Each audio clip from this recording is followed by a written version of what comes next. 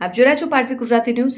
Vadodara PHC દ્વારા ભુરાકોઈ ગામમાં ચોમાસાજન્ય રોગો સામે સઘન જનજાગૃતિ અને ઘર ઘર સર્વેક્ષણ હાથ ધરાયું।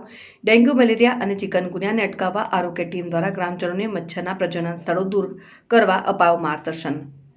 આણંદ જિલ્લામાં ગત દિવસોમાં પડેલ ભારે વરસાદ બાદ ખાસ કરીને ગ્રામ્ય વિસ્તારોમાં રોગચાળો ફાટી નીકળે તે માટે જિલ્લા કલેક્ટર શ્રી પ્રવીણ ચૌધરી અને જિલ્લા વિકાસ અધિકારી દેવાહૂતીના માર્ગદર્શન હેઠળ આણંદ જિલ્લા પંચાયતના મુખ્ય જિલ્લા આરોગ્ય અધિકારી શ્રી દ્વારા વડોદરા પ્રાથમિક આરોગ્ય કેન્દ્ર હેઠળ આવતા ભુરાકોઈ ગામમાં ચોમાસાની ઋતુ દરમિયાન ફેલાતા વાહકજન્ય અને પાણીજન્ય રોગચાળાને નાથવા માટે આરોગ્ય વિભાગ દ્વારા સઘન જનજાગૃતિ અભિયાનનું આયોજન કરાયું।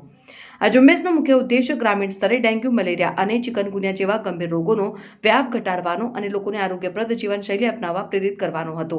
આરોગ્ય ટીમ દ્વારા સમગ્ર ગામમાં ફરીને રોગચાળા સામે રક્ષણ મેળવવા માટેની તકેદારીઓ અંગે ગ્રામજનોને વિસ્તૃત માહિતી પૂરી પાડવામાં આવી હતી।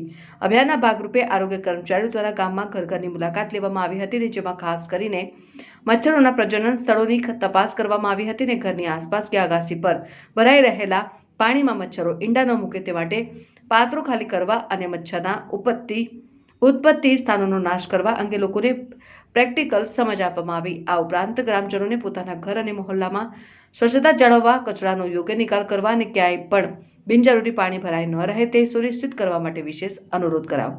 પાટવી ગુજરાતી ન્યૂઝ, રાજુ સુભાઈ।